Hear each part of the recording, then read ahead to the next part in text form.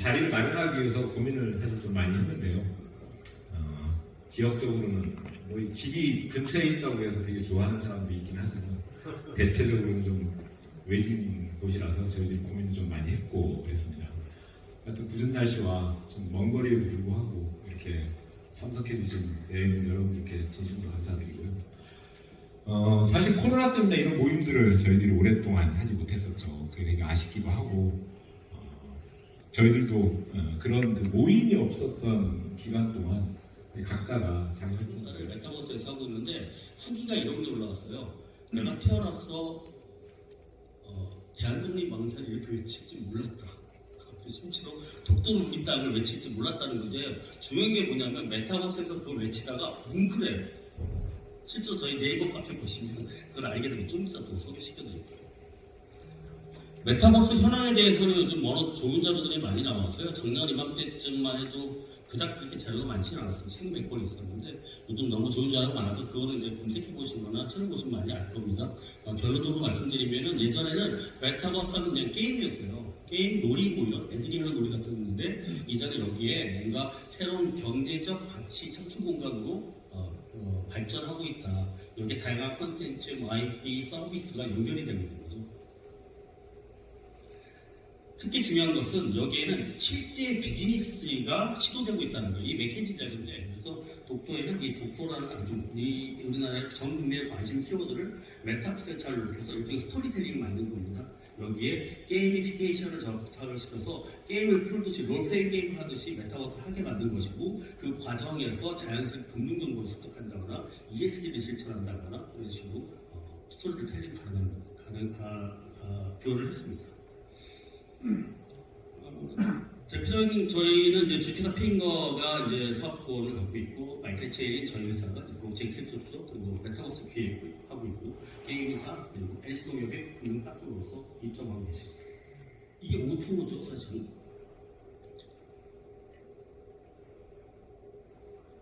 저희가 ESG 한다고 그랬잖아요. 저희 독도버스에 가면 가장 기본 퀘스트가 쓰레기와 공병을 줍는 겁니다. 돌멩이 3개 줍거든요. 그래서 줍다 보면 중독이 어떻게 있냐면 지나가다가 보이 막 죽게 돼요.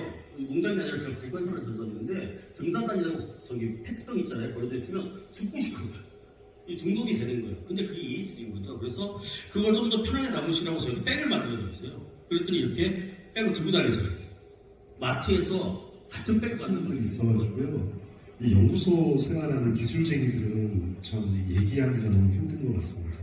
거기다가 요즘 기술만 하기도 바쁜데 크리에이티브까지 이렇게 해가지고 비즈니스 경제까지 생각하면서 연구소를 운영해야 되니까 너무 힘듭니다.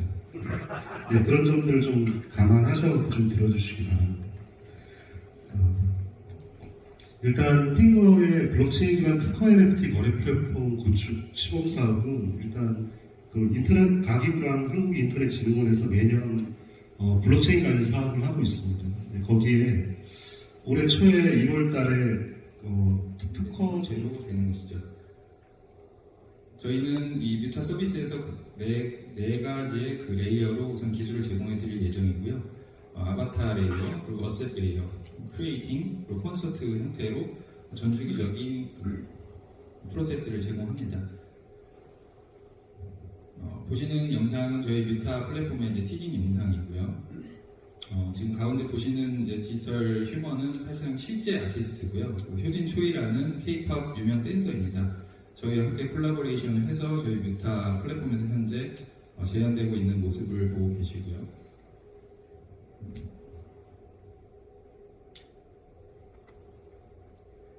보시는 영상은 만약에 여러분들이 피아노를 칠 경우 메타버스 공간에서 어떻게 재현될 수 있는가, 이렇게 여러분들이 집에서 피아노를 치기만 하더라도 디지털 휴먼에 자동으로 매핑이 돼서 실시간으로 연주가 되고 콘서트 공간에서 콘서트 공간이 나타나고 여러분들은 메타버스 공간에서 피아니스트가 되는 것입니다.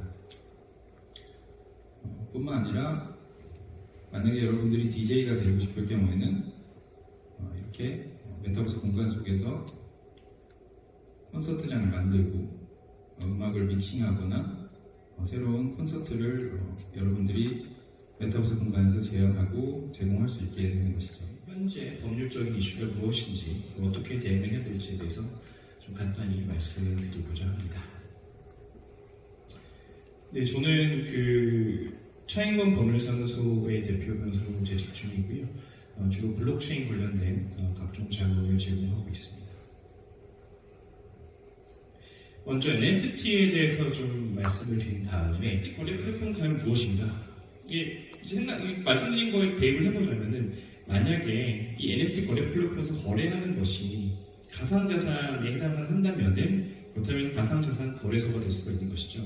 근데 만약에 거래하는 것이 가상자산이 아니라고 한다면은 아직까지는 해당하는 NFT를 규율하는 법이 없기 때문에 가상자산 사업자가 아니라고 볼 가능성이 있다는 겁니다. 그래서 그 가상자산을 발행하는 게 이제 제가 말씀 안 드렸지만 한국에서는 금지되어 있다고 이렇게 알고 계시지 않습니까? 물론 챌린지가 좀 있을 수는 있지만 그래서 보통 해외에 나가서 가상자산을 발행하게 되는데 NFT 같은 경우에는 가상자산이 아니기 때문에 한국에서 발행한다 하더라도 특별한 문제는 없다는 게 제 입장입니다. 동화 방안 및 규제 대응 방안에 대해서 좀 준비를 해왔는데 사실은 이 주제는 특허에만 국한되는 주제는 아닙니다. 이따가 다시 한번 말씀드리겠지만 여러분들이 관심 가지고 있는 자산을 유동화한다라고 한번 생각해 보시고 내용을 한번 들어주시면 감사하겠습니다. 지금 최근에 이제 가상자산이 제도권으로도 수용되고 있고요. 그리고 내년도에 디지털 자산 기본법이 나옵니다. 저희 팀과에서 생각하기로는 2023년은 아마도 실물 자산이 디지털화가 이루어지는 태동되는 그런 시기가 될 거라고 예측하고 있습니다. 그래서 저희가 특허권을 선제적으로 여러 개로 쪼개서 다수의 사람이 소유하고 그리고 활용하고 투자할 수 있는 주각투자 플랫폼을 한번 만들어보자 라는 취지에서 이 비즈니스를 시작을 했고요. 오늘 제가 좀 주로 다루고 싶은 주제는 이겁니다.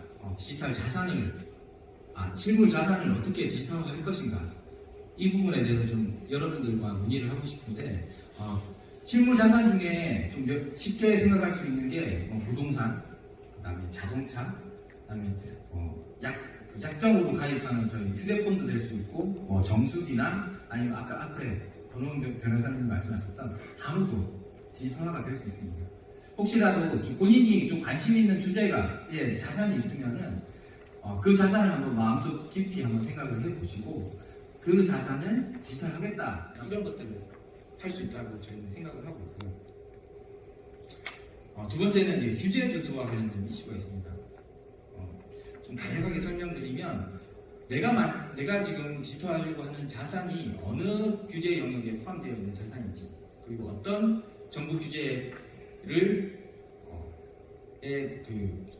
규제에 해당되는지를 좀 판단할 필요가 있는데 먼저 각각의 상품별로 한번 간단하게 한번 설명드리겠습니다. 가상자산의 경우에는 특허법과 앞으로 나올 디지털 자산법에 영향을 맡게 되고요.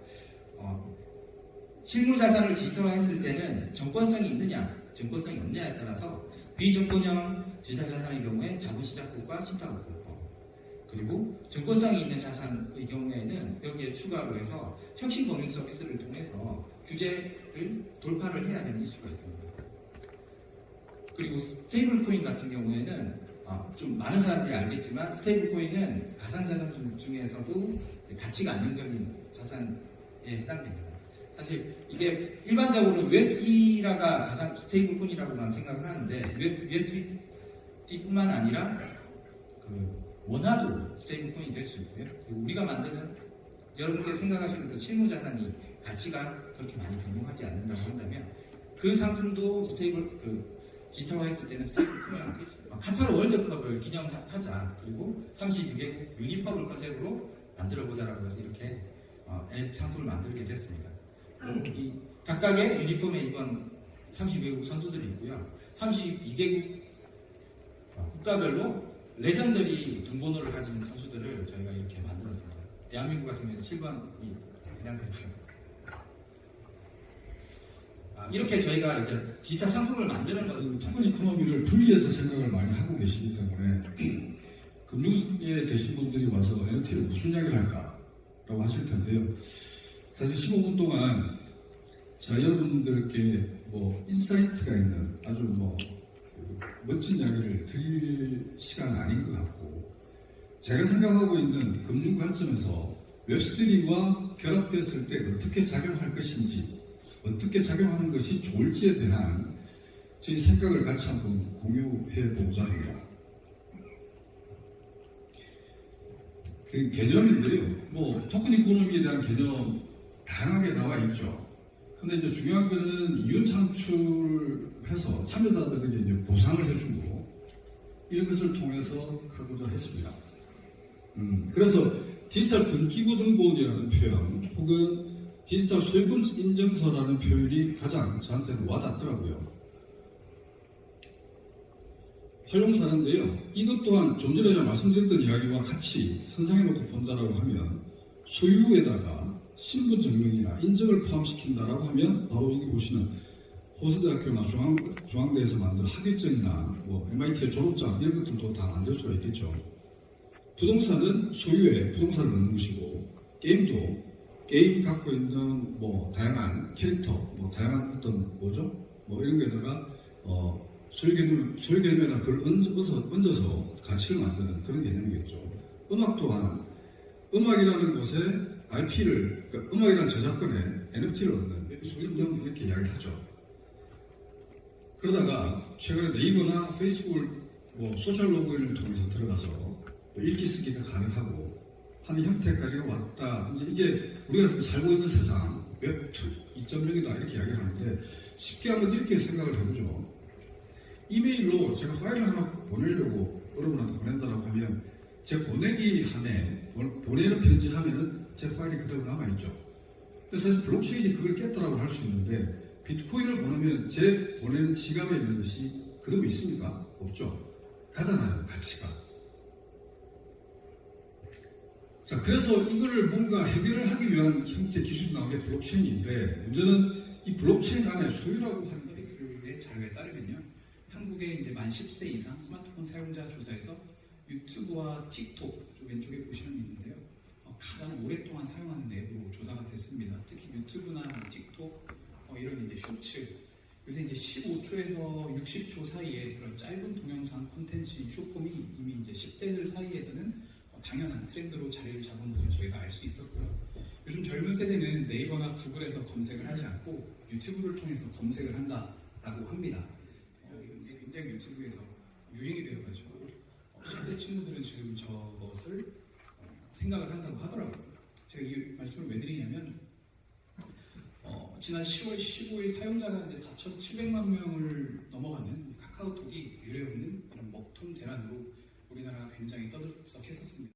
그 분석 서비스의 자료에 따르면요. 한국의 이제 만 10세 이상 스마트폰 사용자 조사에서 유튜브와 틱톡 왼쪽에 보시면 있는데요.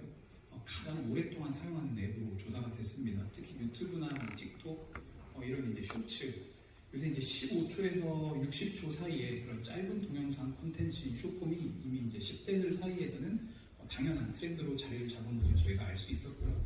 요즘 젊은 세대는 네이버나 구글에서 검색을 하지 않고 유튜브를 통해서 검색을 한다라고 합니다. 인터내셔널 데이터 코퍼레이션에 발간한 이 전 세계 AR, VR 지출 가이드에 따르면 일본을 제외하고 지금 아시아 태평양 지역 전체의 그 기술 지출이 연평균 한 42.4%를 기록하는 걸로 되어 있고요. 지금 은행 서비스가 들어갈 수 있는 이 전문 서비스 분야도 앞으로 한 43.4%의 연평균 성장을 가져갈 것으로 예측이 되고 있습니다. 2026년도에는 166억 달러에 이르는 것으로 좀 전망이 되고 있고요. 스마트 글래스나 VR 고글 이런 것들이 기능이 계속해서 개선이 되면서 컨슈머 시장을 좀 빠르게 이끌어갈 것으로 기대가 되고 있습니다. 상호작용 방식의 진화에 대해서 좀 설명을 드리고 싶은데 저희 아버지는 이제 회사를 처음 가셨을 때 저렇게 펀치카드를 이용해서 출퇴근을 체크하셨다고 하시더라고요. 근데 이제 시대가 바뀌면서 이제 키보드와 마우스를 이용한 PC를 통해 가지고 저희가 이제 상호작용을 하는 그런 시대를 넘어서 아까 강민수 부회장님께서 손가락으로 이제 터치하는 것에 대한 설명을 좀 해주셨는데 이미 저희는 스마트 디바이스들을 손가락으로 이용하는 그 세대를 살고 있습니다. 저희는 지금 저희가 살고 있는 이 시대가 아니라 다음 단계에 대해서 집중을 하게 되었습니다. 앞으로 우리는 음성 인식 그리고 시선 추적 기능 그리고 이제 이런 마우스나 버튼 없이 핸드 제스처만으로도 이용이 가능하도록 지금 개발이 되어 있습니다.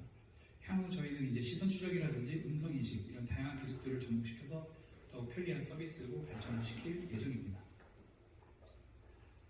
이게 이제 저희가 만든 VR의 이제 간단한 시연인데요. 보시면 손가락으로 이렇게 이동하면서 실제로 조작하는 내용이 좀 보일 수 있고요. 딱딱하게 은행이 아니라 그냥 집에서 어떤 업무를 보는 것과 같이 디바이스를 끼고 좀 돌아보는 그런 내용을 구현을 해놨다고 보시면 될 것 같습니다. 제가 좀 마무리를 하려고 하는데요. 제가 최근에 읽은 책에 이런 내용이 나오더라고요. 미래를 준비하는 것은 미래의 눈으로 오늘의 결정을 내리는 것이다. 제가 생각하기에 VR 뱅킹은 미래의 기술입니다. 여기 계신 모든 분들이 제가 보기에는 다음을 준비하는 중요한 역할을 하고 계신 분들이라고 저는 생각을 하고요. 이 미래의 눈으로 현명한 오늘의 결정을 내리셔서 다가오는 미래도 선도해 나가시길 제가 기대하고 응원드리겠습니다. 지금까지 발표에 박업